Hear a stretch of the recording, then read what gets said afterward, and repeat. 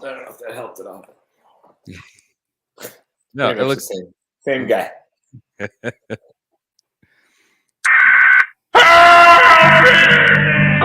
is the emergency broadcast system. This is not a test. Repeat, this is not a test. Citizens are advised to take the following steps. If exposed, remove clothes. Emergency broadcast system.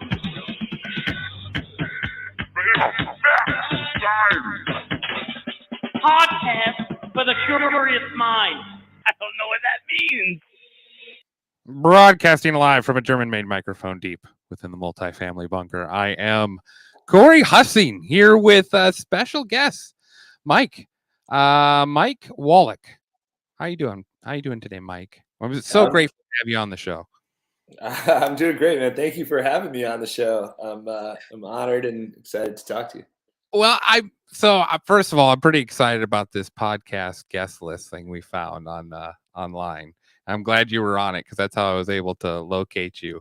But I mean, you are going through quite an interesting rabbit hole as of late. I mean, you've been working. You started off. Let's start with your background a little bit. You have a master's from Columbia University in National Security Studies, right? 2 years as an analyst at the State Department. And so, I mean, obviously your early career. I mean, how old are you right now, Mike? 46. 46. So your early career, I mean, how long ago was that working for the State Department? I mean, that was a long time ago now. That was like 15 years ago or something, at least. Lots changed.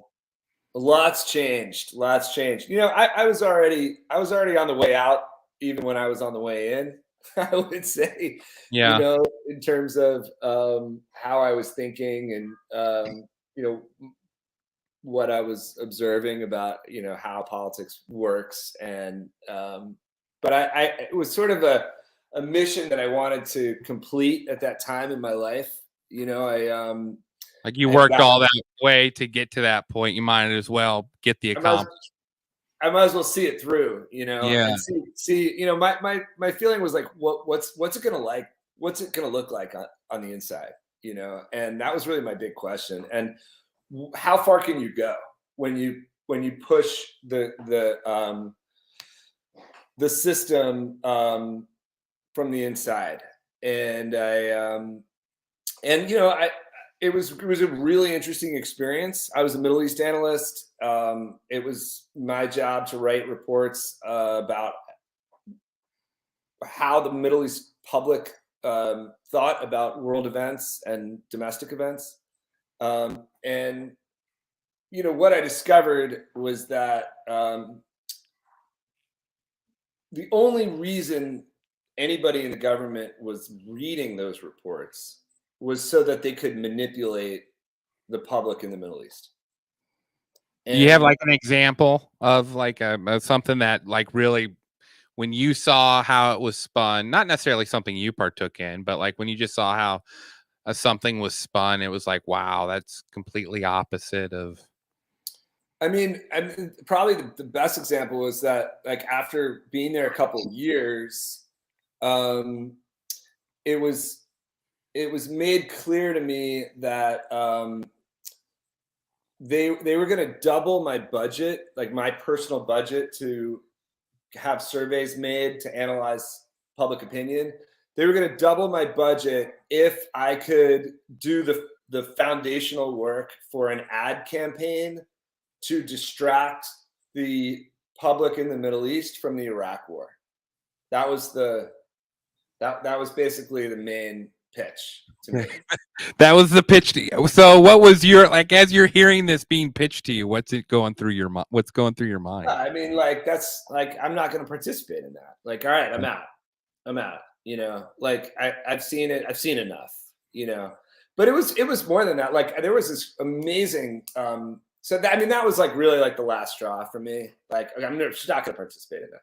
But there was this amazing conference that I was invited to go to, where it was like people in my analyst position, but from numerous different departments, you know, like I was at the State Department, but then there was like a CIA version of me, and there was an NSA version of me, and there was a Department of Defense version of me, all meeting in a room. And the invited lecturer was the guy who had run the PR campaign for Exxon after the Exxon Valdez spill. And he was explaining what their strategy was to distract the American public from the spill.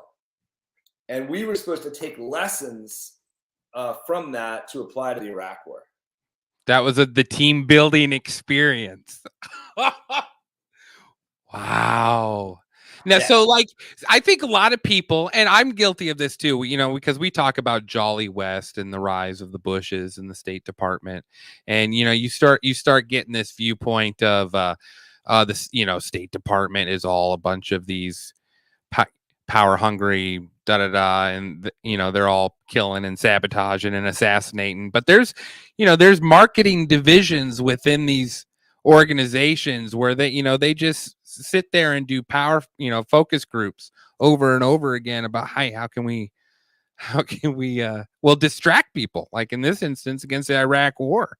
You know, it's sort of, I mean, I'm sure now that you like, did you go in there sort of knowing that was going to be your role, like playing a role in the marketing of distraction from what they were actually doing? Or I mean, I had a suspicion, but I was hoping that wouldn't be the case, and I kind of wanted to confirm the suspicion or get a sense of it. I mean, my hope was that by being an analyst who could, you know, who was one of the guys to interpret the Middle East public opinion to policymakers, that I could give them a fair hearing so that policymakers would legitimately understand what they had to say, like what the public had to say, and that they would factor that in, you know, on some level. But that was like eons away from their consciousness. Like it obviously never even, like, you know, that it's just an absurd idea, you know. And I mean, it was like one time I was at the Pentagon, and I asked this, like, I don't remember exactly what his rank was. He's very high up, very, very, very, very high up figure in the Pentagon. And I asked him just point blank, I was like, what is our actual reason for being so close to Israel in our Middle East policy? And I don't remember the exact words, but like the idea that I would even bring that up in any sort of way that, you know, it's like questioning the God to the Pope or something, you know, like the guy's like, it was like a scene from The Exorcist. The guy's head just like twisted around, like, you know, like, and he just kind of like went steely eyed, and he's, because they're our allies. And like that, like, you little pipsqueak, like we don't question these kinds of things. So, you know, there are third rails about what you can say if you want to have a career, you know, and just like there's third rails, like you can't talk about the virus issue in the mainstream press. Like you just can't talk about that. It's completely off limits. And so, you know, that became really clear to me when I was in Washington. It was either my integrity or my career. And, you know, to me, that's an easy choice. But there's a lot of people who like to sort of remain in a fog, I think, about what's really going on, and it preserves their ability to have a career in Washington. And I just didn't want to participate in it.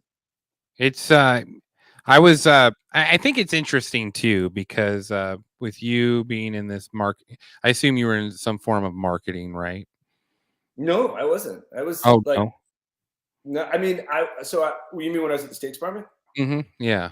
No, I was an analyst, and I would write surveys. I would hire companies to go door to door in the Middle East and ask like 30 questions to somebody. get the data, run the data through statistical programs, and then analyze the data and write it up as a report, and then send that out to people inside the government. And so that's even so in the process of, so you developed the questions, the question list to and it was 30 questions. I mean, what went into the process? Like, if you're trying to, did you do it multiple times, or was it like a one time, here's 30 questions, can you answer all these in one setting? Or did you send out multiple different quizzes? Or how often were you forced, or not forced, but were you required to come up with a question set for these? So like there's some, basically there's like, there's some topics that you want to try to hit. If you're trying to do your job well, and you're trying to actually understand what's going on, there are some topics that you want to ask over and over and over and over again, over decades or over years, so like, asking like overall how would you rate your war experience with America? No, I'm sorry. Yeah, exactly. 5 stars, 3 stars. No, I'm sorry. Trust finder. Yes. It's such garbage. I mean, the thing is, that's the thing. I mean, I was trying to ask all these questions where I wanted to really like understand different things. Like I want to understand like what is the chance for like a peace deal in the Israeli-Palestinian situation? Like among the Palestinian public, like if you put different peace deals to them, how many would say they'd be willing to do it? If you put the same peace deal to the Israelis, how many would be willing to do it? And then I would like really dig, and I would say, okay, let's take the people who said no to a peace deal. Why on both sides? What's motivating them? Like, is it, I mean, this has been a long time, but is it like just a general like maximalist view of what you want to achieve? Like you just don't want to give away any land. Like you want the whole pie for yourself. Or is it a belief that the other side won't stick to the deal? Or, is it something else? Is it that you're just a certain kind of person by nature? So I was trying to like understand stuff like that to say, hey, and then bring that to other people at the State Department and say, hey, look, actually, if you look at public opinion, there's a chance for a deal here. And you could increase that chance for a deal by doing this, and nobody cared. Like, like nobody gave a shit, right? What they were really interested in was their own careers. So like my most popular paper was a paper where I predicted an election that other people didn't predict. And so it was very good for certain people's careers and very bad for other people's careers that I wrote that paper. And so that became like kind of like a hot potato for a little while, what was the election from it? Was it an Israeli election? It was a Palestinian election, and it was the first election that Hamas ever beat Fatah in the Palestinian election. Yeah. And that was a big deal. Huge deal. Yeah. And it was a big and you saw that coming through your analyst. You saw that coming. Yeah. Oh, that's cool. Yeah, I mean, it's got to feel like, man, some validation to all your years of hard work in it, Yeah. Now, exactly. were you mostly dealing? I know you said Middle East, but were you mostly dealing with this relation? Because I know you brought up Israel and Palestine quite a bit in this instance, but were you mostly dealing with those two cultures, or were you dealing with other cultures as well? I had a long background in that area, so I felt most comfortable doing work on that issue. But no, we were doing surveys throughout the Middle East. Which one surprised you the most, would you say, that you did? I think there's just like little interesting things that pop up here and there, like Saudi culture. I think is really interesting. It's one of the only cultures that I'm aware of where there's almost no difference whatsoever in people's opinions by age. There's no generational gap in Saudi Arabia. If you ask an 18-year-old and a 58-year-old and a 78-year-old how do you feel about the direction of the country, or what's the most important issue to you, or anything like that, there's just no difference. Like, it's the You same. think is that fear based? Like, is it because of the religious? They're pretty strict religiously, aren't they? No, I mean, you could argue that. I mean, maybe you could argue that, and but I don't think that it was fear based as much as it's just the culture. Like it's a very family based culture in which there aren't the same kinds of divisions that you have of rebellion, teen rebellion, and the sort of 20-ish dating culture, and then the sort of 30-ish career culture, and you don't have those kinds of things as much. It's just much more integrated and old-fashioned. That was my interpretation when I was looking at the data at the time. And I thought that was really interesting. I thought another really interesting thing was that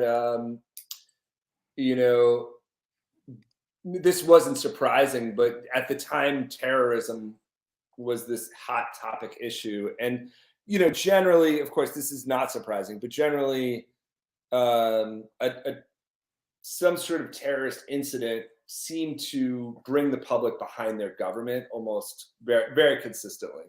When there were conversations about that, whether there's some people who thought that some kind of terrorist incident was going to destabilize the government. But generally that wasn't the case. It was the opposite of that. So just kind of interesting things that were going on. We've talked a little bit just about America's reaction to 9/11, and just everyone lived. My co-hosts and the other people that have appeared on the show were all from different areas of the United States and experienced different things, of course. But here in the Midwest, growing up when that happened, the state newspaper had a cutout of the American flag. And I had a paper route at the time, and every house had that cutout taped to their front screen. Just sort of it was very, because I was 13 when that happened, and I had been on the trade towers a year before then. So I had sort of, hit home a little bit more, I guess. I don't know, because I had been there and been on top of them, and then to see the next year them fall, and to see everyone's reaction. It really didn't matter where. I mean, it was everywhere. Everyone had this, just no matter what the government did for the next 6 months, they could get away with it. It seemed like, and they did. They definitely did. But like you're saying, for like Middle Eastern countries, like when they experienced terrorism attacks, it was similar mentality. Instead of them being pissed at their government, are you talking about them being receivers of terrorism attacks, or okay, yeah. That makes sense. Yeah. So it was the exact same response, but there was some debate about that inside the State Department, and so we were able to sort of answer that debate and say, here are the numbers. Most people are just angry and pissed, and they rallied around the flag. The same way everybody else does, kind of. So this is a pretty sweet career you got, doing working for the State Department, doing analytical work for them, and then you start seeing this other side of hey, how can we use your analysts to play the Kansas City Shuffle on the American people, right? Yeah, absolutely. That was they brought in this woman, Charlotte Beers, I think, at the time, and her whole thing was, we're just gonna run these giant commercials. We're gonna run this huge PR ad campaign, and it's gonna be about how we all share the same values, whether you're Egyptian or Syrian or American or Iraqi, everybody loves fried chicken and seeing their kids happy, and let's just beat them with that message, and they wanted to know, for me, basically, I mean, they didn't put this in such specific terms, but basically it was is it fried chicken? Should we go with fried chicken? Or should we go with go with French fries? What should we go with here? It was freedom fries back then. Yeah, exactly. Yeah. So it's like it was so obvious, it was so blatant what they were trying to do, and so and you participate in this enough, and it just became clear that not only was I not going to be able to have a career at the State Department, I wasn't really going to be able to have a serious career anywhere in Washington. That was my feeling at the time. If I wanted to actually challenge these ideas and say, can we live up to a higher standard? Can we just can like the American government live up to the standard of how I would treat a stranger or how I would treat a friend? Like, can we just live up to that basic standard of like how do we? No, like obviously not. Yeah. Well, and it's interesting because you got you've been exposed to the propaganda wing, and I think and I was raised in a cult that was very effective at propaganda, and when I came out of it in my early 20s, I notice other people have this experience too. Is once you've seen how propaganda is done, and I mean, there's a very exact science to how you go about it. They tweak it a little bit, but it's still the same principle of repetition. Repetition's huge. And then, getting wings of different factions on board to support whatever topic they're trying to push. And you start seeing that, as you saw with the war effort and what the State Department was doing over there. And for me too, in my experience. And now you see COVID happen, and man, you saw a lot of the same instruments being used to tell you that this was whatever was being directed at the time. And it changed. There's a great podcast called No Agenda that discusses how the media handled it from day one, and you could hear how the message would change based off of what was going on over a period of the first, of course, the first 2 weeks, and then the first 3 weeks, and then the first quarter, and then probably 6 weeks it becomes politicized, used in the political arena, and you just see it. You see nonstop propaganda up to really, up to this point, it's been beaten to everyone's heads so much, and like. You go from this search from the State Department to now you've come out with this this video, the Viral Delusion, which when did this was it 7 episodes? Is that right? I'm sorry, It's 7 hours. It's 5 7 episodes. hours. That's what I'm thinking. Yeah, 7 hours. Yeah, 7 hours. And we'll share the link too here on Paradigm. Is it Paradigm Shift? I think. Yeah, it's just theviraldelusion.com. Yeah, that's the easiest way to get there. Yeah. How long have you been working on this? Specifically on the doc, it probably took about a year to put the doc out. Yeah, about a year, a little bit more. But I've actually, after I left the State Department and went on to do other things, just almost by happenstance, I ended up, my wife ended up getting sick when we were in our 30s. And the mainstream medical establishment had absolutely nothing to offer her whatsoever. And we ended up speaking to a doctor who had been the chief pathologist at a hospital in New York City, and he left because he was so fed up with the mainstream medical establishment, and he started his own practice. And after my wife had severe arthritis, and as I said, she was in her early 30s, and she was walking with a cane, and no doctor that we went to had any. They didn't know why. They said it was her genes. They said she was going to have to walk with a cane the rest of her life. They said that she was going to. Their only advice was that they could put her on steroids, a regular steroid treatment, which later we found out significantly increased your chances of dying in your 50s. And she couldn't walk. And we ended up going to this doctor, this fourth doctor who had left the mainstream medical establishment, and He took one look at her, asked her 3 questions, and within 2 minutes was like, you have a mold allergy. You probably have a moldy apartment. Do you have mold in your bathroom? And she was like, yeah. He's like, is the paint peeling in the bathroom there? And she was like, yeah, it's really. He's like, yeah, you have a mold allergy. Just get out of that apartment, you'll be fine. And we got out, and she was fine. And the whole thing went away. And that really opened up my eyes. And he was a great guy. He was hilarious. He held our hands. We went in there one time, and he grabbed my hand, and he grabbed Susie's hand, and he stood, and he said, listen, I want you to understand one thing.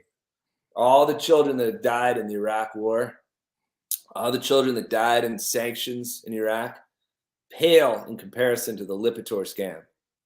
Never trust anything that you read in the New Enron Journal of Medicine.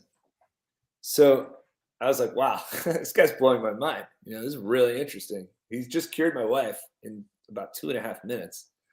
And then now he's telling me that the New England Journal of Medicine is actually a scam. The whole thing's garbage. So, and he opened my eyes to the Lipitor scam, which is a whole other scam. So after that, I sort of started doing some initial digging in medical history. And that led, really, that was inspired when my wife got pregnant about the choice about whether or not to vaccinate our son. And so we thought, well, especially my wife, she was like, given, the experience that I just had, let's just do the research. Let's just see what people have to say. I don't know. Well, let's pump the brakes there. Yeah. Now, I apologize, Mike. We got to pause for 1 second because this is a problem with not having my co-host here. A shout out to you, Devin. I see you. But I need to get coffee. So I'm going to feel my coffee. I made coffee and then you hopped on. It was like, I'm thinking about it. So give me 1 quick second. Don't let me get in the way.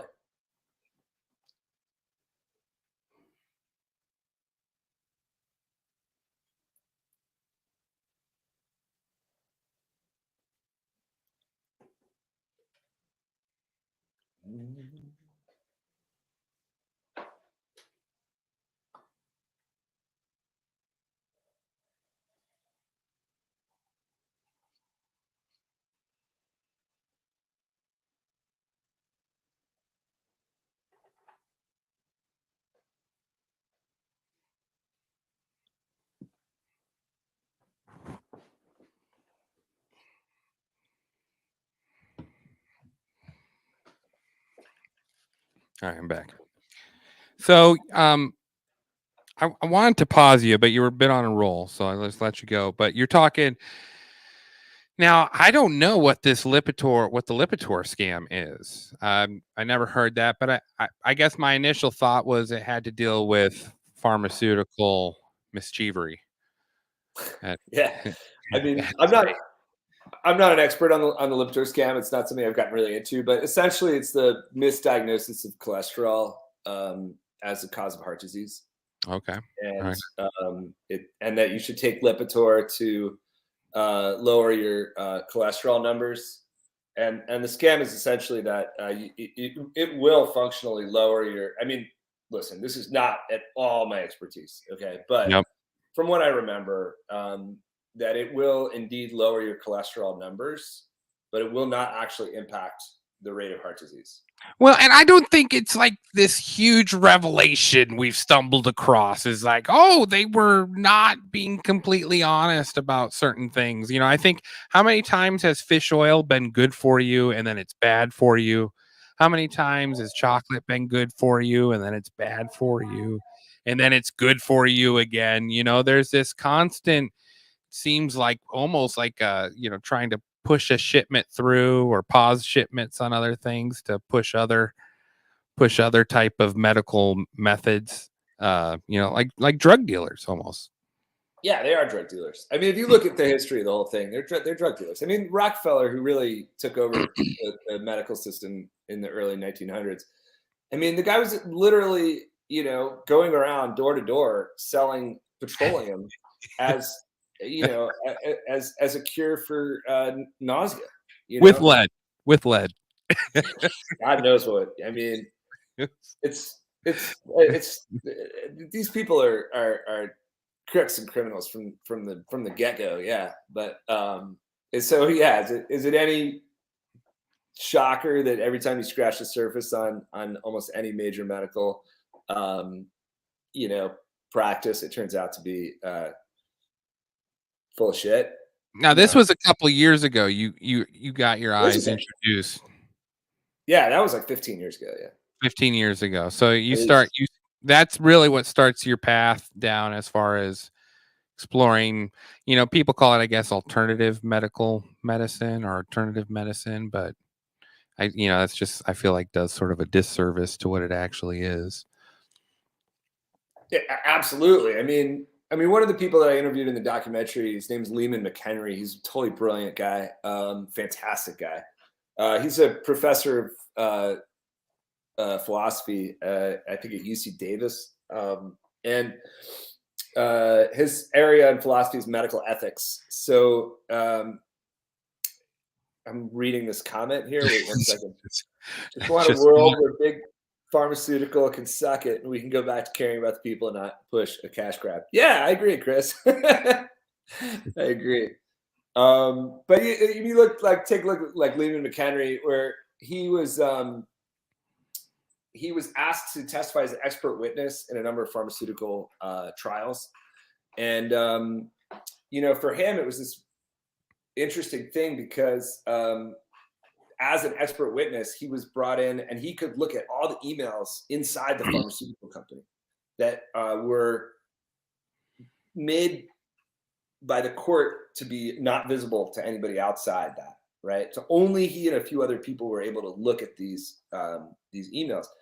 I mean, you know, what he found is just, you know, extraordinary. I mean, so all of these drugs that are pumped out by the pharmaceutical industry are, you know, it's always the same sort of story that you get is, well, this is science-based medicine. You know, this is all research-based. This is just good science. This is hard science. And you know, I think I'm probably going to butcher the quote a little bit, but you know, Lehman McHenry said to me, you know, he says, look, for 30 years, I taught philosophy of science, you know, and I would hold up to my students the ideal and the beauty of science and the scientific method as this incredible achievement of humankind. And he said, I never realized until I was an expert witness in these trials, the degree to which science in the country today has science, quote unquote, in the country today has nothing to do with that. It's the complete corruption of that. It's an ideology. It's turned into an ideology. It's turned into a religion of its own, where you just obey your, you know, scientific priests. You know, so just to give you an example of the kind of shenanigans that these pharmaceutical companies were pulling, in one of the trials that he was looking at the data. So usually you see like a report in like the Lancet or New England Journal of Medicine or something, a scientific paper, and it's signed published. by a bunch of, it's published. It's signed by a bunch of doctors, right? And so what he discovered was that those doctors don't actually do the research. They don't actually do the study, and they don't actually analyze the data, and they don't actually write the paper. That is all done by independent contractors of the pharmaceutical companies. Okay. They are presented with a paper at the end to sign their name off on. Okay. They're not involved in any, there's no blood, sweat, and tears by these doctors that have signed these published papers, is what you're saying. It's just, well, and no, and I agree with you. That's exactly what it's turned into. It's not like the 1890s where there's these doctors in the laboratories grinding away. I think that's the vision people have. Like, it was published, you know, like there was this doctor and this doctor and this doctor went to, you know, India and cut up frogs and figured this out, and it's not that at all. It's nothing like that at all. It's all done by medical marketing companies. And so, for instance, they gave this drug to this so-called psychiatric medicine to a number of people in one of the cases that Lehman was looking at. And a number of the people either committed suicide or had strong suicidal thoughts suddenly after taking this drug. I don't remember what the name of the drugs, but it was just unbelievable that they were suddenly overcome with the desire to commit suicide, right? And then, but in the effects or impacts of the drug in the data table, okay, that was presented to the doctors to sign off, that those suicides and suicidal impulses were lumped into a category called emotional anxiety. Really? Right?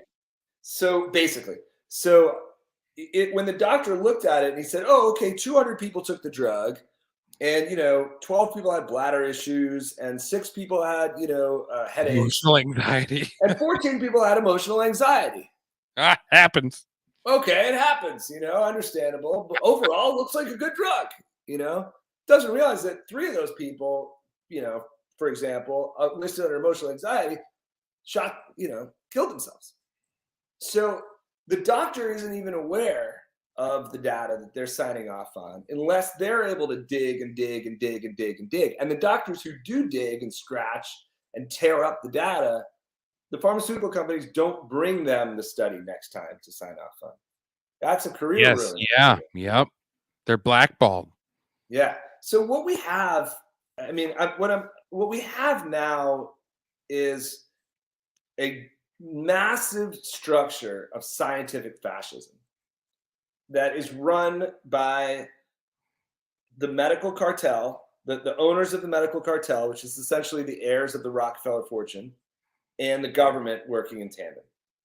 And information is generated by this massive megalith of an information creating structure. And it is then verified and re-verified by this structure internally until it is sold to the public, eventually in the form of a pill or an injection or a diagnosis or a legal, a quasi-legal mandate or some behavioral change in the public. But it starts as this, as inside we get the gears of this scientific fascism, and it's 75 years in the making. Yeah. It is not small, but until people recognize that, I think that we have serious weightlifting to do. When do you think the marriage was completed? Like this marriage between the government and the medical industry, pharmaceutical. I mean includes everyone, insurance, pharmaceuticals. Like when do you feel like? Well, I think the beginnings of the Rockefeller takeover and his whole revolution of completely throwing out traditional medicine and then taking it over. That happened with the Flexner Report, which is beginning of the 20th century. And then that slow takeover where he creates the American Medical Association, and he puts a complete crook and buffoon. Eugenics organization is installed that time. And it's at the exact same time they're building out these eugenics organizations, which was headquartered, just an hour south of me in New York State in Cold Spring Harbor. Really? That's yeah. There we go. Yeah, there you go. We did a show on that actually, and it was in Iowa where that the public finally turned on that. It's very fascinating. Orphans in Davenport. If you ever get a chance to read the book by Marilyn Blackwood, it's really good. It's four psychologists discover that IQ isn't set at birth, and they're shocked to find out, and they publish it and do a demonstration in Chicago, and their careers are ruined. And it's not until 40 years later they're finally vindicated as showing that nurture and nature both play an integral part in a child's IQ. And it destroys, and that Nazi Germany happens, and that destroys eugenics on a public level too. But But it's Orphans of Davenport. If you get a chance to read it. What's But, it so called? I didn't mean to interrupt you. No, Orphans I'm of really, I'm, Orphans of Davenport.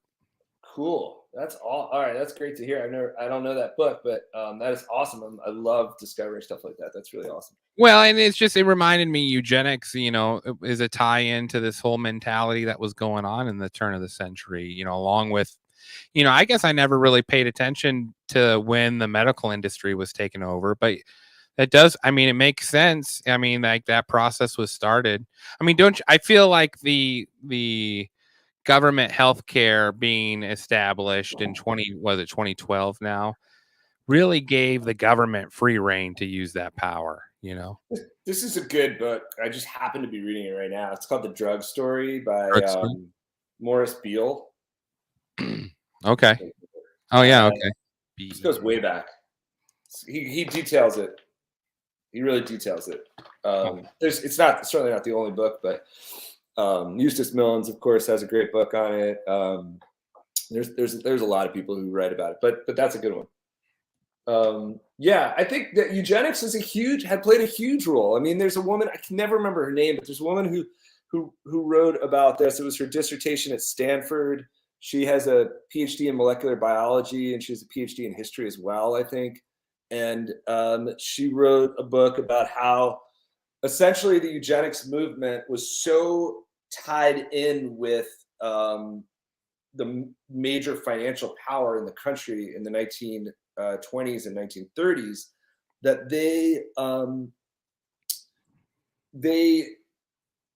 basically took over the medical research agenda, and they were unhappy with the rate of eugenics research at the time. And they brought in a bunch of particle physicists because they felt that particle physicists were making more progress than chemists were in terms of explaining things. And they were basically like, look, we want you to basically find the particles that make you smart, find the particles that make you dumb, find the particles that make you, a good, civil servant, that make you, follow the law. They had this very clear agenda of wanting kind of a smart, docile public. That was on their minds, and like most of the California. And this is not a crazy thought either, because we've talked about how government still has a right to sterilize if it so chooses. Well, so they claim. I mean, it's been established in the Supreme Court. The last forced sterilization happened in 2014. Like, I mean, it's still, if they had to pull it up, they could, if they wanted to. I mean, I don't want something like that to go on the air without it being a little bit challenged, because I think it's true and it's absolutely terrifying. I mean, that was one of the things that got me really amped up, was when I learned about stuff like that. But at the same time, there's also it depends on how you argue the case.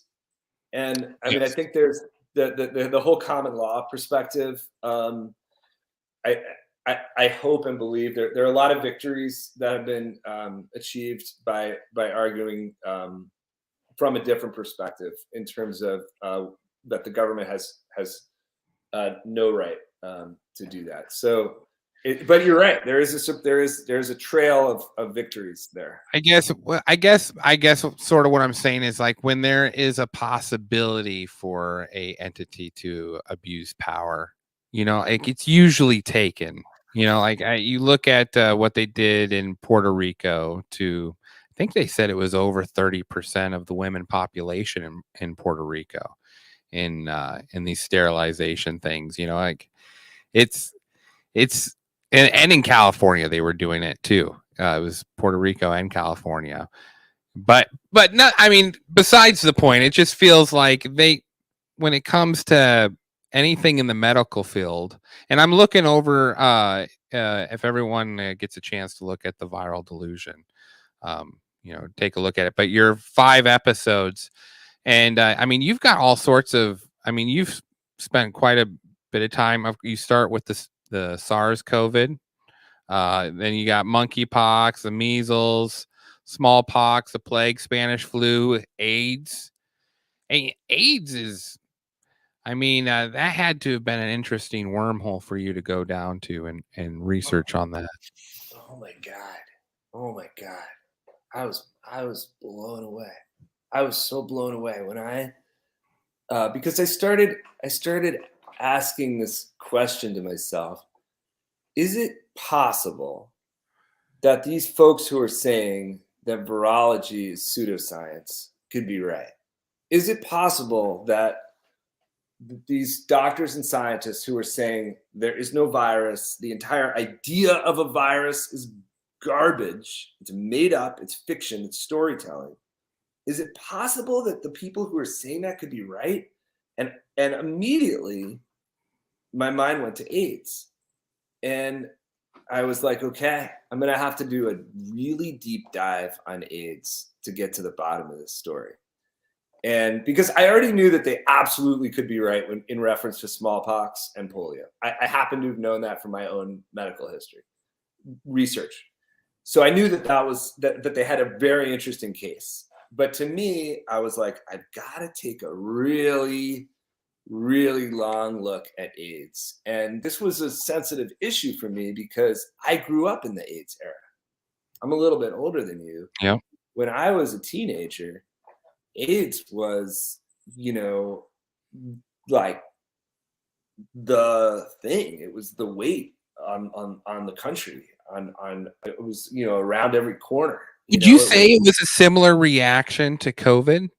Well, I mean, I think that in a way, COVID is AIDS squared. It went even beyond, AIDS, but AIDS was a major event in everybody's lives. I mean, it changed everybody's behavior, and it changed how you saw the person in front of you, which I think is a foundational change. Is that the person, this girl you're talking to at a party could be a danger to you. Yeah. That was what was imbued in your head constantly, and the sexually transmitted virus, that was the thing everybody knew about AIDS, right? Oh, you can't get it from a hug, but it's sexually transmitted virus. Like, that's the Don't share your food. Don't share your food with someone. Well, I mean, I went to a progressive high school, so they were like, you can share your food, but don't have sex. Yes. But I mean, from what I remember, is just all sorts of mistruths being spread because it was it was in everything, like it was the possibility of getting it from someone, if someone showed up to your class that had AIDS, like you couldn't share your food with them, you didn't want to use the same urinal as them, things that are not, not even close to true now that better, but it was just that. Like you mentioned, it made you change how you looked at your fellow man. Or in your case, when you were dating, every instance was a danger.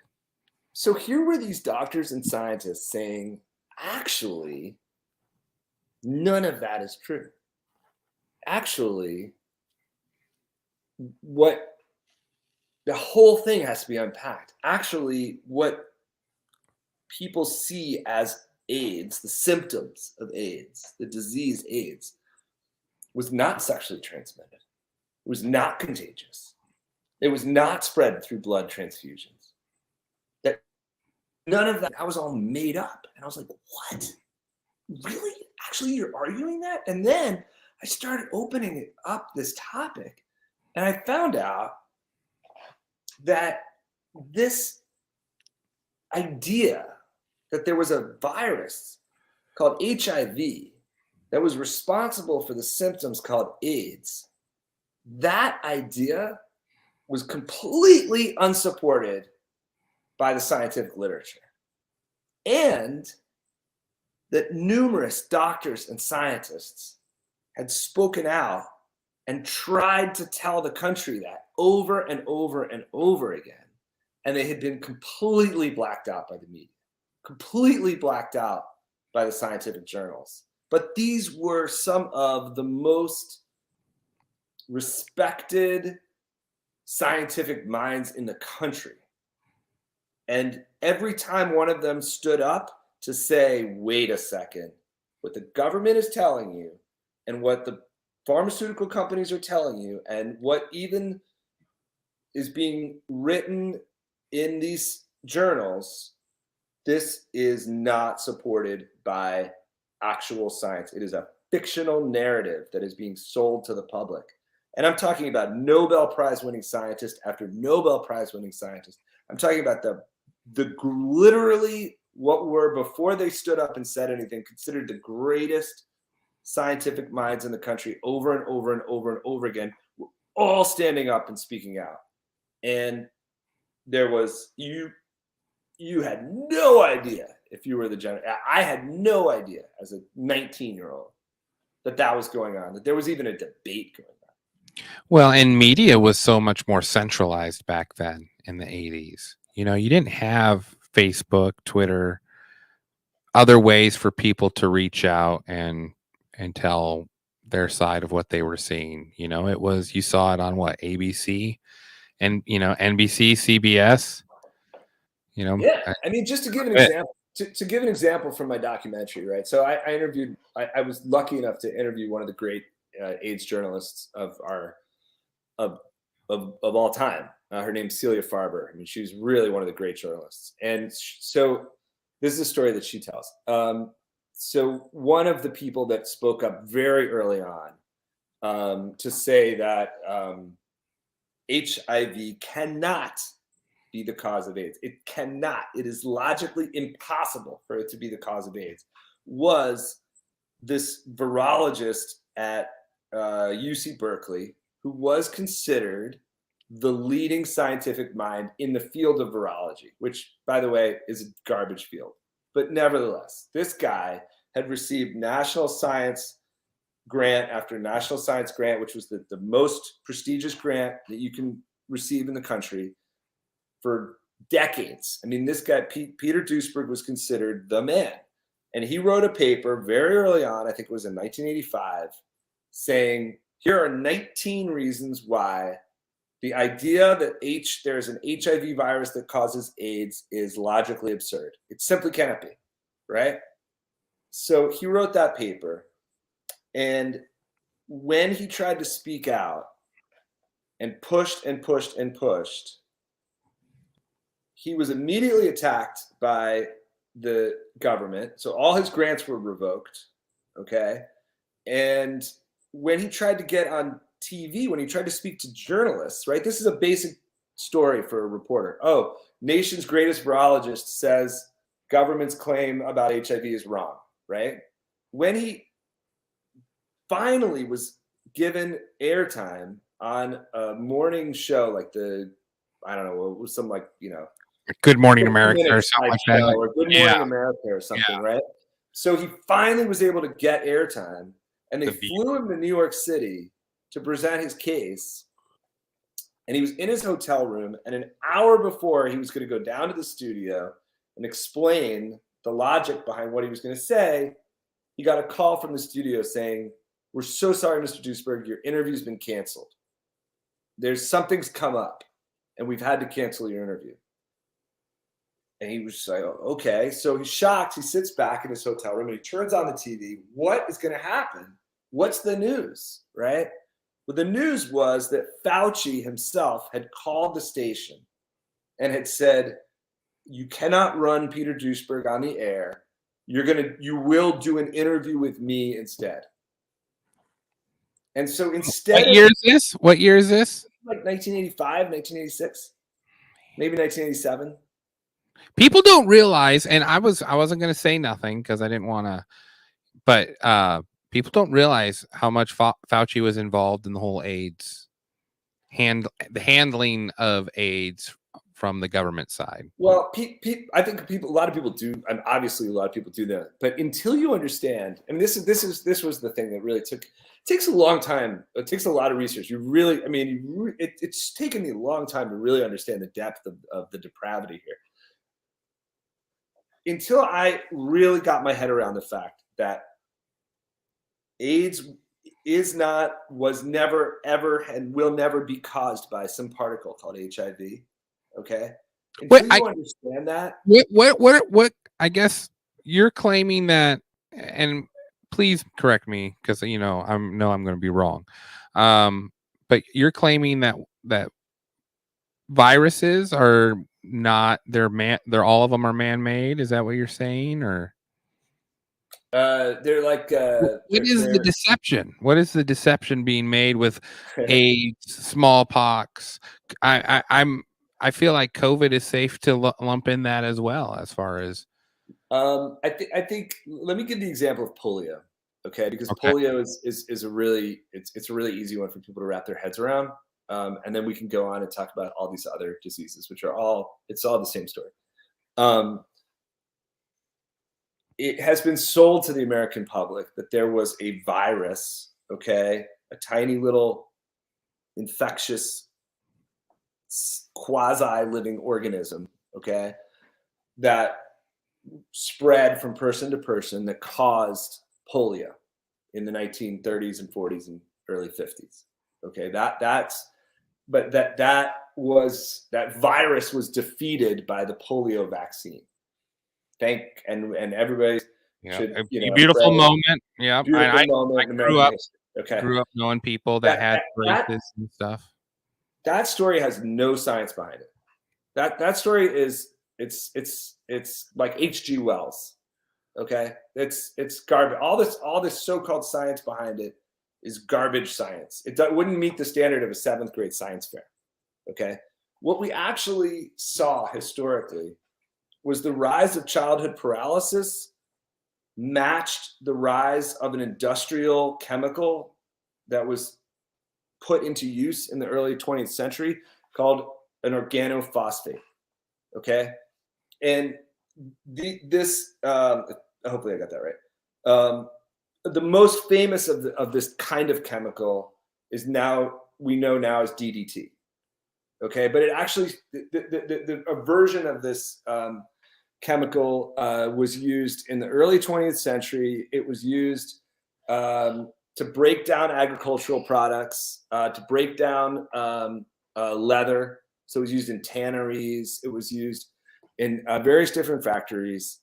And it would be dumped into the rivers by those factories. And right there, very hyper local to those factories, that's where we saw the first outbreaks of childhood paralysis. Okay. It then became a chemical that was used to spray crops because there was a moth that was breeding, that was accidentally bred at Harvard and started eating up all the trees and the crops in New England.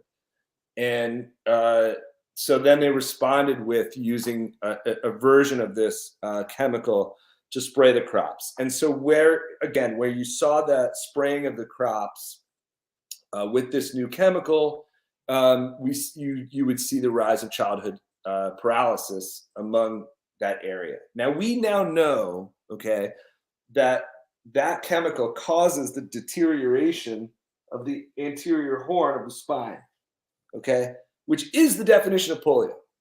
Okay, we know that is a fact. It's been proven.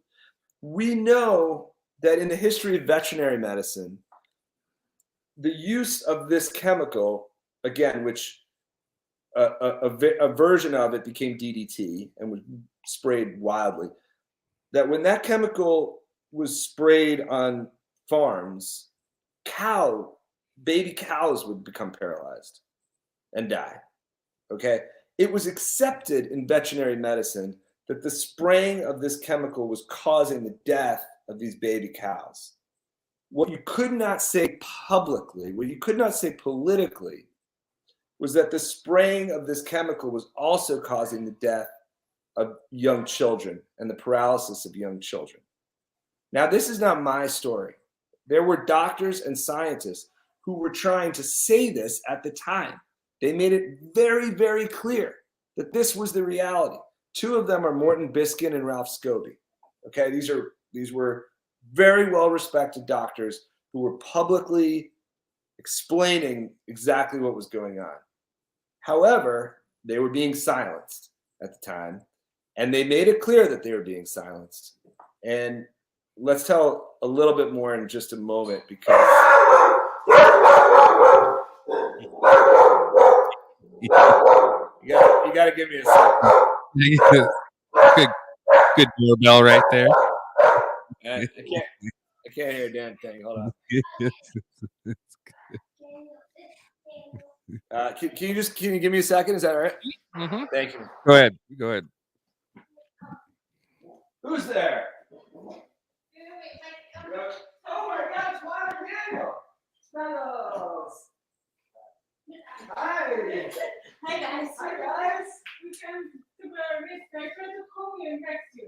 Oh, wait. Oh yeah, that's right. That's great. I love it. Okay, now. Okay, we need to go. So outside. We need to go outside. We want to take care of that. Okay, great. Yeah, whatever you want. Whatever you want. So I don't know, 6-ish or something. Yeah, that's it. Yeah? Okay. Okay. Bye. Bye. Hi, Daniel. Yeah, I know. God.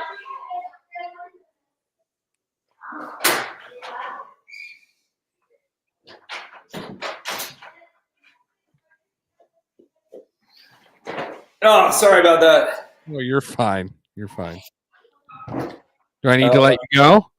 No. My son's friend came over to hang out, and my dog went nuts, and I had to answer the door, and I had to call my dog.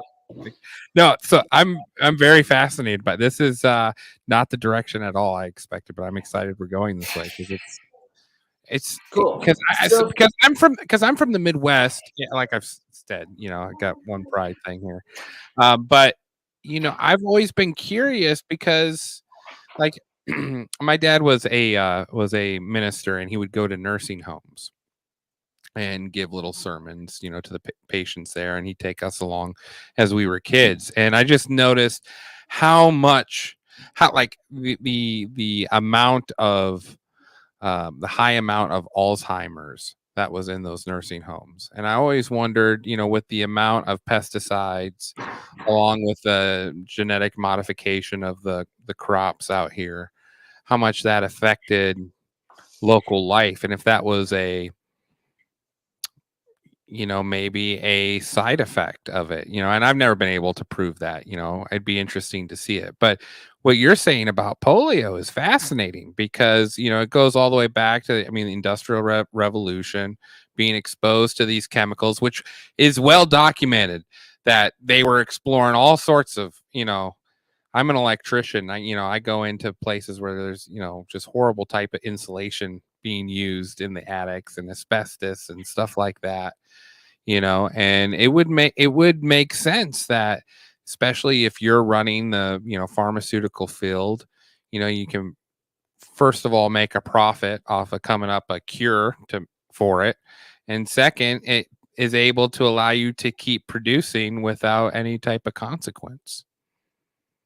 Yeah, absolutely. Imagine if you're DuPont, or Dow Chemical, and you've been, spraying the country on in extraordinary, at extraordinary levels. They were planes flying, they were spraying children, before they went in the swimming pool, and they were, they would put it in the wallpaper.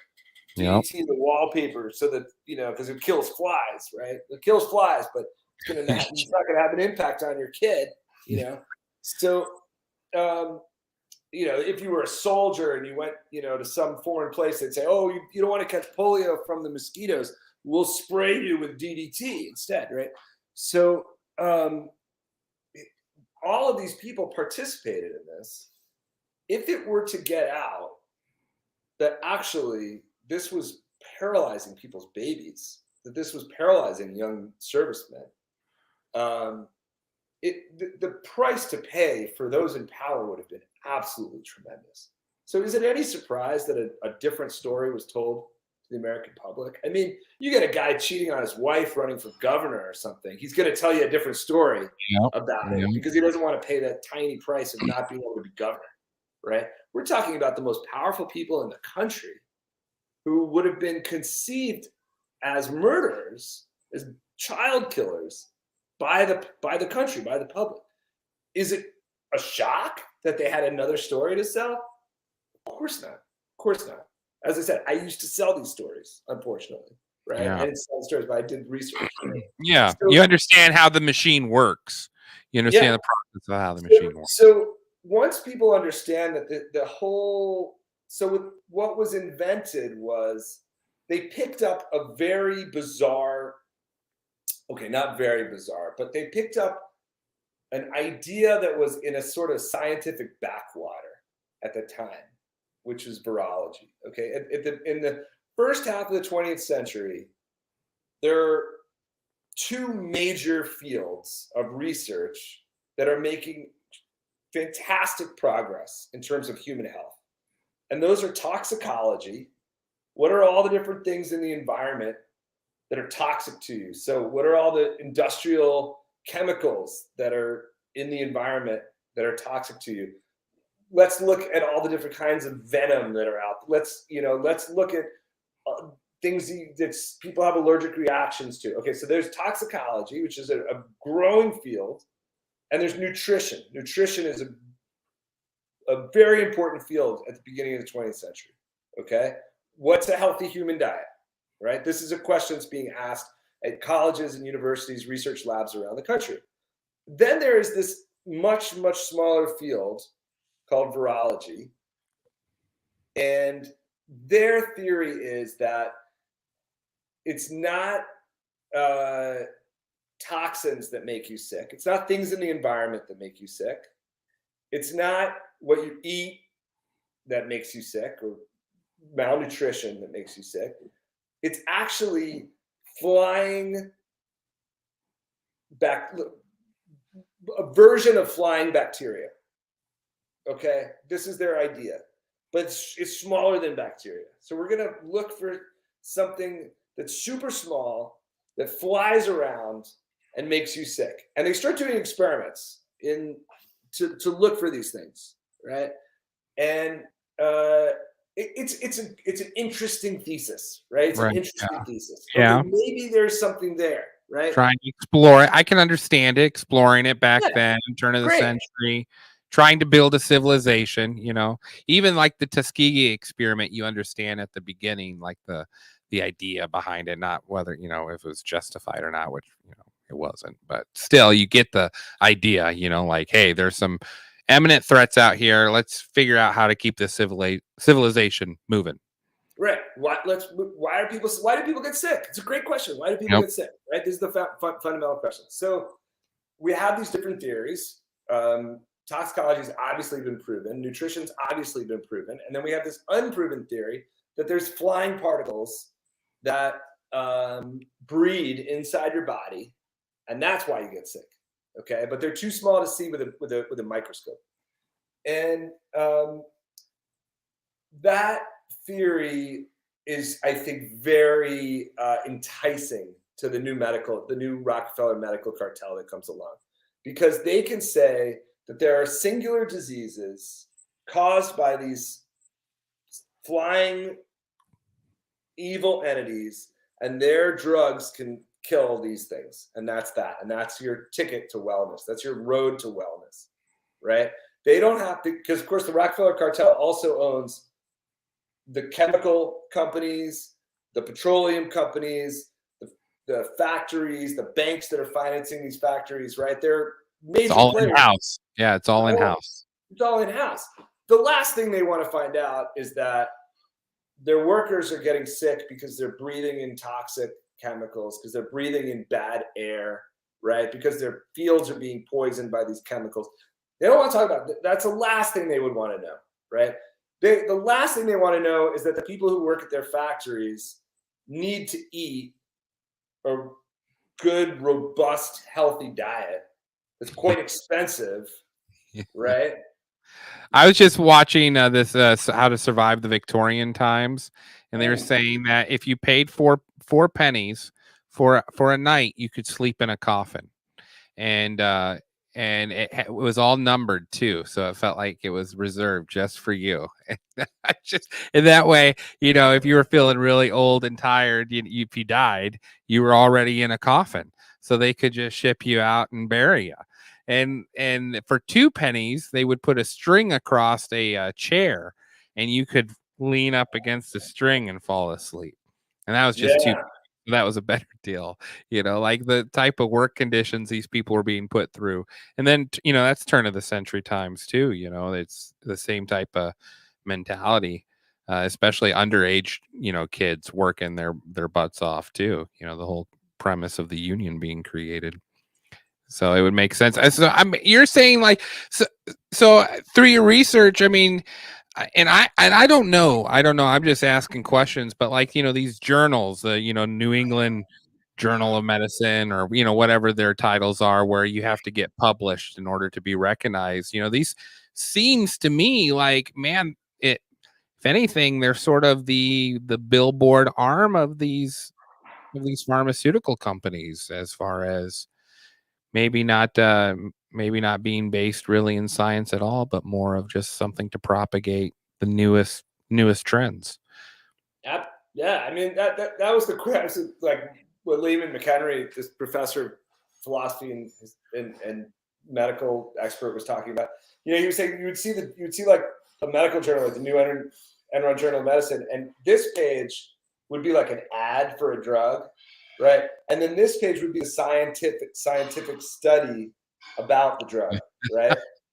And he was like, doctors think when they see this page that this is the ad, but actually this is the ad.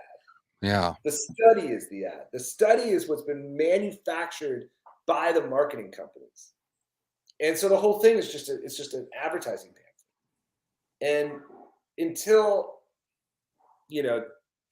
doctors wake up and recognize that and understand the political context, the political economy that's going on behind these journals, like we're kind of effed, and there's,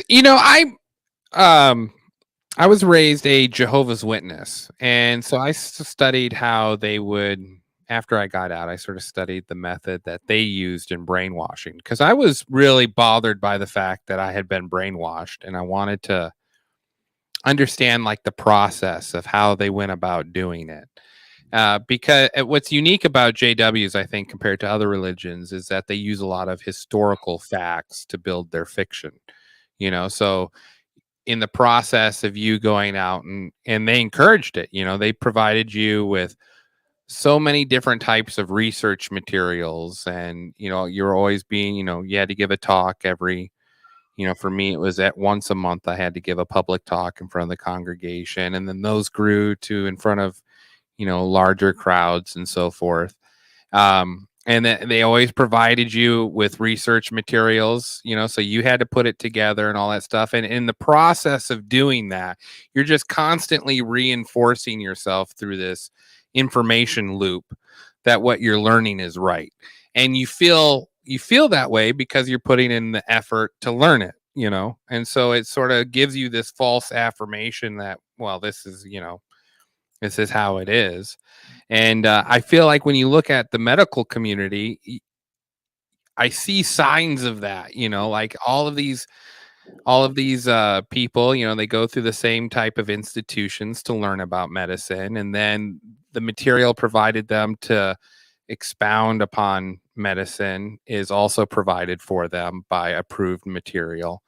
And there's really no main outside source to push back or actual rules. I'm sure there's skeptics, but nothing really when it comes to pharmaceutical, trials and stuff that are, look at, and I don't know your feelings about this, but I look at just COVID and how much of the vaccine was pushed and with no repercussion whatsoever, 100% effective, 90% effective, 87% effective,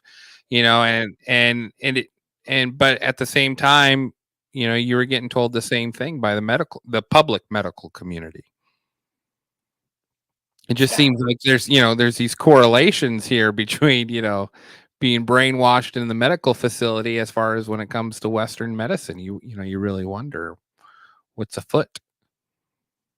You really do wonder what is afoot. That's right. I mean, the game is afoot, and trying to figure out what the hell they're up to is quite a it's quite a Well, do you mystery. even really want to know? I mean, you do want to know. You do want to know, You but do. You want to know. but you don't. You don't want to. Yeah, but I mean, the degree that the whole game is a shell game is it's just unbelievable when you really drill down into it. I mean, to How many? effectiveness. I mean, you're talking about effectiveness. I mean, how many layers do you want to go down? So first of all, you take a look at these quote unquote vaccine trials, right? And you have more people dying in the vaccine group than in the placebo group, right? More people dying in the vaccine group than the placebo group, but the thing is still called effective, because what they do is they just say, oh well, the thing is actually the people Effective means this. Effective means over 80% didn't die.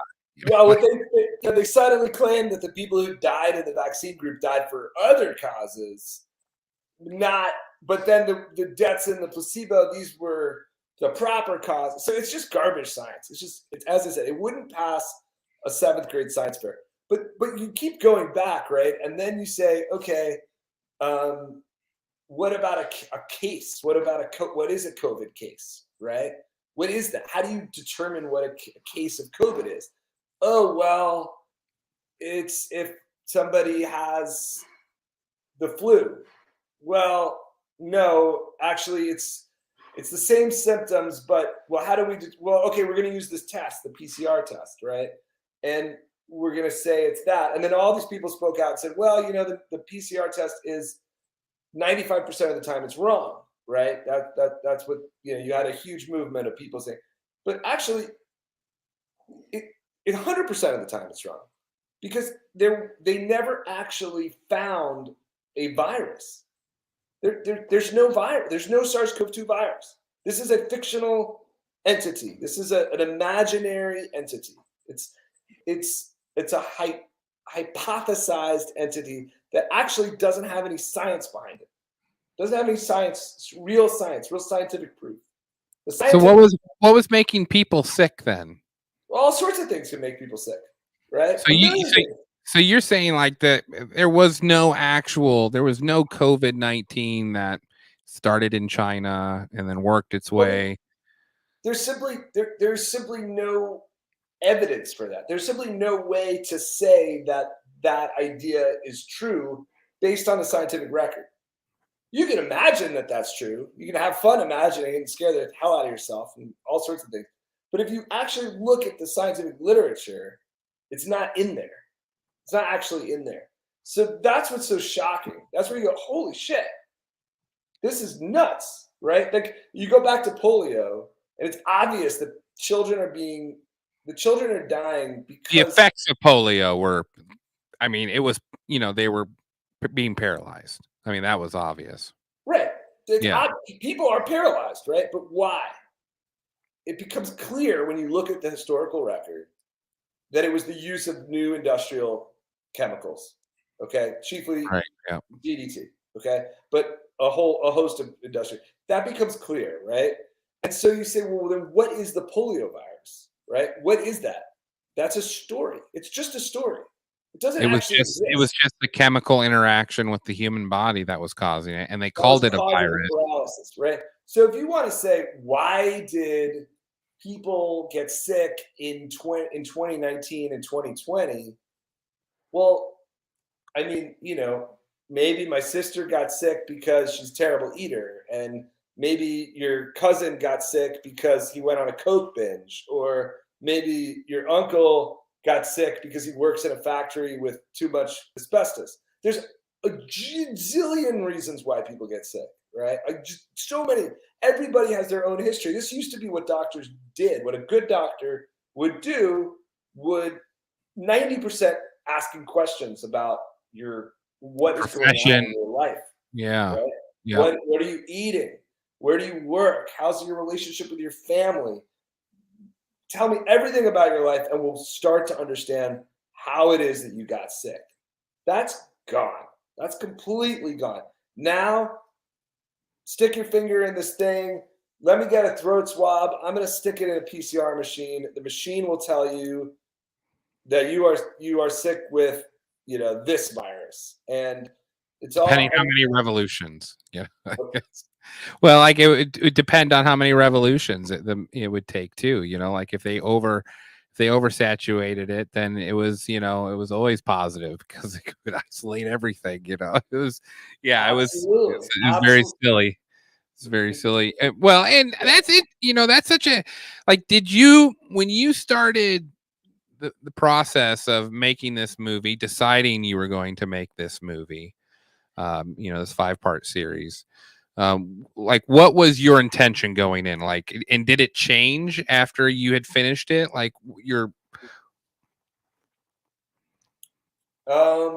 So like everybody else at the beginning of COVID, I was like, what the hell's going on here? Okay. And then because of the experience that my wife had had, and because of everything I had learned when I did the research on the history of vaccines, when my wife was pregnant, by the time COVID started, I had a very suspicious eye towards anything the medical establishment was trying to sell. Right. So what I started doing was I started looking at what are different voices saying. I just want to hear what all the different takes are on what's going on. And what I discovered was that the most knowledgeable people that I was listening to all seemed to agree that there was no science behind the claim that there was a virus that was happening. And that sounded just batshit crazy to me. I was like, huh? What? So I started to dig into that idea. Like, what do they even mean by that, right? And the more I dug into that, sorry, it's my dog. My dog, he's a protector. Yeah, yeah, making sure the neighborhood's safe. Yeah, exactly. So I knew that the history of a lot of I knew the history of vaccine so-called effectiveness because that had been the thing that had really blown me away when I had done research 10 years ago.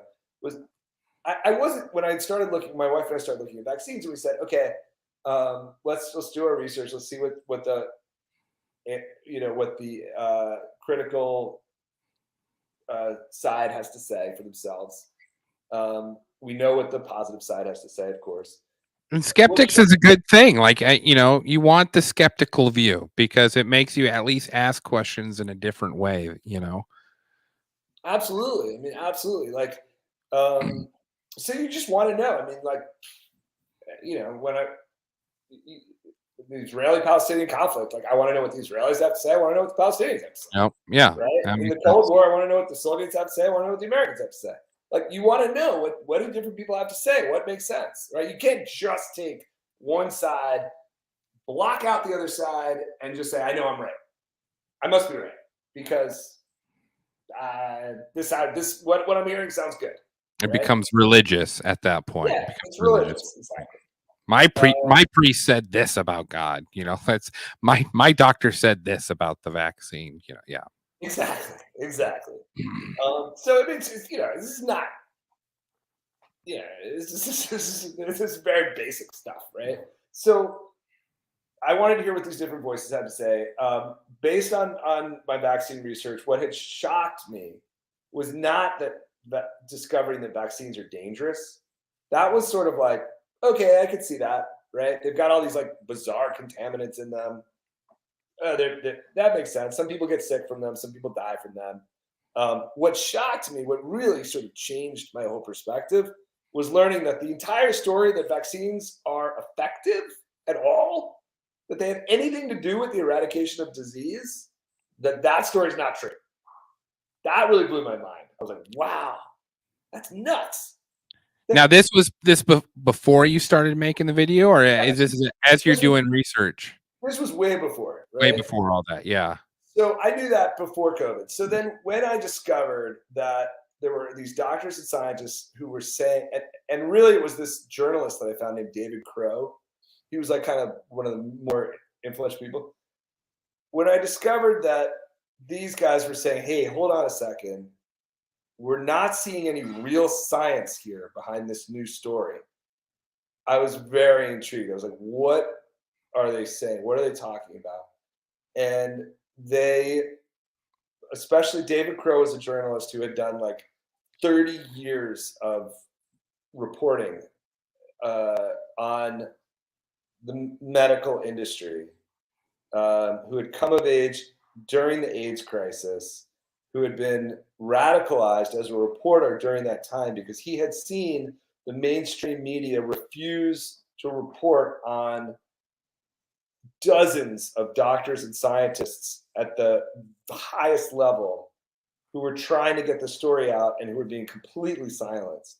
And so he became a reporter and started to report the story. And here he was at the beginning of the COVID crisis saying, hey, we're about to see AIDS 2.0 on a global scale where they create a baloney story and sell the entire world on fear and terror. And here he is watching this story unfold very carefully, saying every single aspect of this case is a sham, from the very beginning, and including the idea that there is such a thing as a SARS-CoV-2 virus. I was like, wow, that's a great story. I'm interested. Is it true? And so then I did about 6 to 8 months of research, along with a friend of mine named Dr. Leslie, and I started going disease by disease by disease. But what about SARS? Is there a virus for SARS? No. What about polio? I already knew polio. What about smallpox? I already knew smallpox. Okay, let's put AIDS front center. And then I read a book by Nancy Turner Banks, who was a Harvard-trained gynecologist, who was a very successful gynecologist in the 80s, and the whole AIDS story broke, and she said, I better read up on the literature here because I'm a gynecologist. I'm going to have people coming into my office, and I have to be able to advise them on what to do. And she said it blew her mind. There was no serious science behind the idea that HIV causes AIDS. And she's looking through the literature going, what is going on? So I read her books and her story.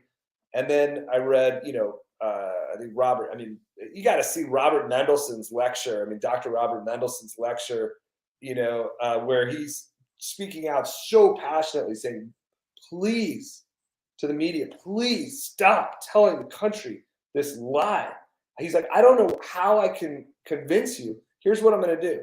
I'm going to take somebody who's said to have AIDS, and I'm going to bring them up on the podium, and I'm going to pull blood from them, and I'm going to inject myself with their blood. Because I don't know how else to communicate to you the idea that there is a contagious HIV particle is a lie. It's garbage. There's no science behind it. And you watch it live. You go to old press conferences of Robert Mendelssohn, and he brings a man up on stage. Everybody agrees the man has AIDS. He injects the guy, he pulls the guy's blood, and he injects himself. And he did this numerous times because he was desperately trying to save the country from a horrific lie. Blowing my mind, Mike. I find this I've never heard this. You gotta, So, you have to forgive my ignorance, but I'm glad that you came on our show to, talk about it and expose our audience to it. Because anyone that puts together a collection of different, stories and, puts in the effort you have, obviously has something they want to tell. And that's what I'm excited, that's why I'm excited you're on this show. But this is just, to think, it's, I don't know what to say. I'm just taking it all in, honestly, because to think that, you could create this mass hysteria over, I guess I always sort of figured that there had to have been, some science, there was some sort of virus like AIDS or, COVID. It just, was man-made or, or created by, but, this is like a, psyop to the, umpth degree, really is what you're saying, the research you've done. And how many doctors have you had on your I had series? so many doctors and scientists. I mean, it's a 7.5-hour documentary series, and I had to leave so many people on the cutting room floor that I had. You got biochemists on here, virologists, medical doctors. Yeah, absolutely, medical doctors, biochemists, everybody. I mean, there was a fantastic chemist named Saeed Qureshi who spent 30 years at the Canadian version of the FDA. I mean, I talked to him for a long amount of time about the whole thing. And he was so mad because at the end of the day, I couldn't get him into the film because it's just, there were too many people that I had to get in. Part two, Mike. Part two. Exactly. After I released the documentary series, I had like biochemists write into me like, thank you so much. Like, I've known this was a scam from the beginning, but when I tried to speak out, I got fired and nobody's been saying anything, doctors writing in saying the same thing. Like one lab, biochemist wrote in like anybody who actually reads their textbook would understand that this is a scam. But of course, it's all, that's not how the industry works. The industry doesn't work on this. So, well, like you said, it's a form of fascism. They have masters they are serving, and they have to produce to their master, and there is no free thought really allowed. It has to be within the construct of whatever premise they've created. Yeah. So just so people understand, because you have to be able to, by creating this scientific fascism, they protected themselves by putting scientists in a castle, okay, and allowing them to publish papers that don't follow the scientific method, but are peer reviewed, right? And then accepted by these journals and published. There is this huge moat between the public and what is pronounced and declared by these scientific castles. And it's a very effective moat to guard this pharmaceutical cartel. And so the first thing, I think one of the things that is helpful to understand is that you have to be able to kind of actually grab these scientific papers and look at the methodology and understand what's actually being said, which takes an enormous amount of time. So that's why, it's one of the reasons why I made the documentary, is that I want to be able to break this down for people so that at the end of the day, they could just think for themselves, right? So if the scientific institutions want to tell you that the sky is green, you can look out your window and say, no, the sky is blue. And you can actually make that choice for yourself. Is the sky green or is the sky blue? Because the TV is telling me the sky's green. Well, and there is a ton of external pressure on people that try to do this. You look at during the COVID response, anyone who tried a different method other than the approved method given by the State Department, the government, or, whoever, Fauci, they were ridiculed. They were kicked off of social media websites. It was a complete blackout of anything they had to say, and granted, there was a lot of craziness, about what happened at COVID, but still it was, whenever you see someone not letting someone stand on something crazy they've said and let that take them down, but instead they're like, oh no, we got to protect you from it, so we're going to block their account. Or I remember the FDA came out and made fun of Joe Rogan. I'm like, why does the FDA give a damn what Joe Rogan is saying? How does that hold any credibility now? Yeah, I mean, we're starting to, I mean, it's just crazy. I mean, we're starting to see like rebellion among doctors a little bit. It's a little bit, too little too late. But like, I was just watching this, Well, no, conference. I don't think so. I think that it better now than never, you know? Better now than never. Better now than never. It's true. It's true. Better now than never. And that is true. But I was watching a doctor in Australia give a talk, and he's saying, look, on one side, they're telling us that they're going to take our license away if we criticize the so-called vaccine.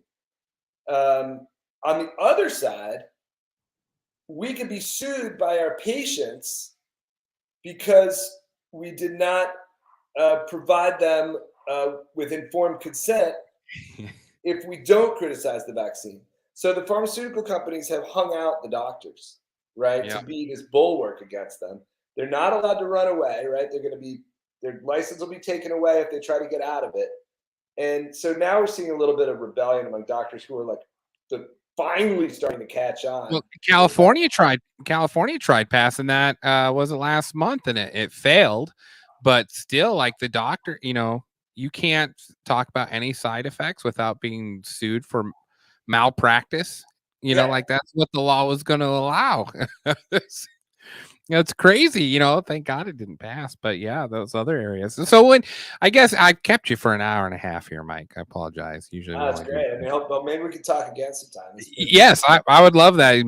I would love that. I think it's been we're far from being done. I'm fascinated to pick your brain, but as for today, at least, like when people buy your documentary, like, and they watch all 5 series, what is sort of your hope as they walk away from it? Oh man, it's a great question. I hope they'll realize that the information that's being put out there is just a story, and that they remember this sort of like old school, like common sense. That's like much more ancient common sense, which is that like it's what you eat, drink, breathe, how you live your life that determines your health, and not some fantasy narrative that's sold to you by scientific institutions who just want people to believe that it takes modern technology to achieve health. And this is such a ridiculous story. It's absurd. The idea that we need all sorts of fancy computers and diagnostics and pills and injections and RNA therapy and blah blah blah blah blah blah blah to be healthy. Whereas you can look back at a whole you look at like Weston Price, who was a doctor who went around the world, a dentist who went around the world, and he looked at hundreds of societies, and he said what's the determinant of health, and he found that the major determinant of health was the degree to which the society participated in modern industrial life. So if the healthiest people were the people who did not participate in that at all, and then the more involved they got with modern industrial life, the more sick they got, and you can see it in their teeth, right? But it's like you go back to old diary entries from Christopher Columbus, or talk to your grandma about. I mean, health is not, you don't suck health out of a technological teat. No. Health is given to growing your own food, being self-sustaining, participating in activities that make you human. Exactly. I mean, if you see, I mean, an animal, they don't have to go get their vaccines to be healthy, right? They don't have to go eat, GMO, leaves for the deer to be healthy. The animals get sick when these industrial chemicals and contaminants contaminate their environment. Animals get sick. They don't have access to fresh water or the proper food to eat. That's when, and we're animals. This is not rocket science. But we've been completely indoctrinated to be terrified of the invisible enemy in nature and to turn for salvation to these technocratic wizards who will save us with their complicated interventions that we can't understand, and it's garbage. The whole story is garbage. You know, when we were being trained how to convert people to become a Jehovah's Witness, you know, they don't celebrate Christmas or holidays and things like that. And the thing they taught us is like when that subject comes up, you know, and you got to discuss that with your Bible student, you can't take away you can't take away a pillar in their life like Christmas, you know, with their family without replacing it with something else. It will cease to exist if the void remains. You have to replace it with some other pillar. You know, in this case, it was, you know, go to, you know, spend more time with the church. You know, that's how you know, replaced it. But I think it's very similar through all these cultures. You know, the Mayans, the Romans. You know, there's always been this mystical wing that's held power. You know, in a government structure. You know, whether it be the priest sacrificing to the gods or whatsoever. And now as we've become more civilized, you know, say that loosely, there's still humans still operate, they're still governed the same way. You know, they still respond to a figure of authority that doesn't necessarily have to provide evidence, but just cause enough fear, you know, to be in the back of their mind. And it used to be that religion really held that grip, you know, the fear of retribution from God, you know, the fear of the fall of civilization. But now that religion has been out, you know, really, I think it's fair to say religion has been outed from most of the political scene. Science has really taken this hold, you know, and people worship, you know, their Bill Nyes and their Neil deGrasse Tysons and their Faucis. You know, there's people that worship Anthony Fauci just as, you know, and by worship, you know, I'm not saying they've got shrines, but worship is the giving of authority to someone else, you know, putting it in their hands, you know, and a lot of these, you know, a lot of people have done that with this, you know, with COVID, it's so overwhelming. It's better just to give the power to this mystical creature I know little about, and he'll tell me the right way to live my life. And they hold on to that for, as you know, that's why to this day, how many times can you prove a guy wrong? You know, over and over again, doesn't matter, because that's their God. That's who they worship now. And it's scary to see that. But I also think it's exciting because the people who felt something was off, now I think there's pretty clear evidence that there is something off, and you can follow the path now. It's not like AIDS where all of those reports are done. You know, you have to put a lot of effort in to find the argumentative reports about AIDS or the type of falsehoods that were being taught at the very beginning about it. You know, now with COVID, it's all right there in the open. You can look back and see what they were saying in 2020 and how they were reacting. And it's opened a lot of people's eyes up, I think, to the propaganda. Yeah, absolutely, man. I couldn't have said it better myself. I mean, just to put like a, you know, little squeeze a little lemon on what you're saying. Like, you know, I looked back and looked at like some of the early footage when I was making the documentary. Yes, because I wanted to find like old B-roll footage of like the news reports and everything. Yeah. And you can see like the way that they cut the first news reports about, you know, so-called COVID. You know, and I've been in film for a long time now. You know, all the angles on all the shots, it was all down angles and like these like from the side and Centered. Yeah. centered. Everything's moving. There's commotion, you know, for like a good like minute. I'm thinking of this one very big like ABC News early report on COVID. Everything's at these cross angles. There's motion, confusion, lights, da da da da da, and then about, you know, a minute in, you hit Fauci, and all of a sudden, it's an up angle, and it's peaceful, and he's confident, and he's concerned, but not overly concerned, and then you get this huge shift. So this worship it's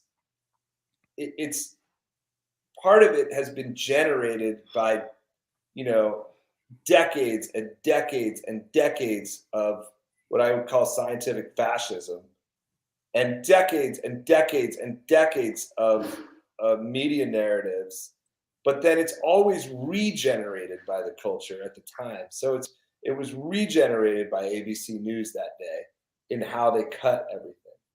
And as you said at the beginning, I think the way these cults work is repetition, repetition, repetition. So, if you're constantly being besieged and barraged by this kind of contrasting imagery, and you're brought into the story, will Fauci defeat SARS-CoV-2, right? Like on one side, you have this grandfatherly figure, Fauci. You don't hear the story that actually when the head of HHS, when a top researcher at HHS found out that there was absolutely no data to support the idea that children were under any risk whatsoever, Fauci called the guy and said he was going to rip his balls off, right? You don't hear that story. No, you don't. No. Right. No, you see this grandfatherly man on TV. Stern, caring father figure. Okay. Yep. And then on the other side, you see, the CGI coronavirus flying through, looking like some, 14th century demonic painting, right? I actually have developed it. They developed that look. Like, now, whenever you see the little, those little spikes on it, exactly, they created their own brand, Yeah. You need a good antagonist. You're going to sell Batman comics. Yep. You need the Joker, So they had the Joker now. They had this fantastic enemy, and they had a whole scientific infrastructure, pseudo-scientific infrastructure that could generate this story and then confirm this story to the doctors, who could then sell the story to the public. So, it's this fantastic narrative, but as you say, at the end of the day, it's a religious narrative. It's not actually a scientific narrative. It's marketing that is selling you on the idea that you have to turn to these people for salvation. And, it's garbage. You don't. So maybe we'll talk next time and keep going. Mike, I appreciate you so much coming on the show. For anyone interested in watching his documentary, theviraldelusion.com, correct? Correct. Viraldelusion.com, five-part series, 7 hours. I'm just on your website right now. You list all of your interviews with doctors and biochemists and virologists, and it's just, I appreciate all the work you put into this. This is I'm so glad I stumbled across you. Thank you for coming on our show too. I really appreciate thanks for having me, man. I think it's like people like yourself who are like, picking up the phone and saying, like, let's ask interesting questions, and like let's have conversations that other people don't want to have. Like, man, you guys are the salvation and the actual salvation of the world. So I think it's important. We're a podcast for the curious mind. Like, there's so many people that have put so much work, and it used to be we do the research ourselves, and we would do a story on it in the early days, and I just realized, like, I'm not doing justice to some of these subjects where people have spent you've spent the last 15 years of your life focusing on this matter, developing it to into this documentary. So like I said, we're grateful to have you. We'd love to have you on again for sure. And cool. Sure, the other guys would like to meet you. So, but you have a good rest of your Sunday, Mike. Thanks again for coming on the show. Too. All right, cheers.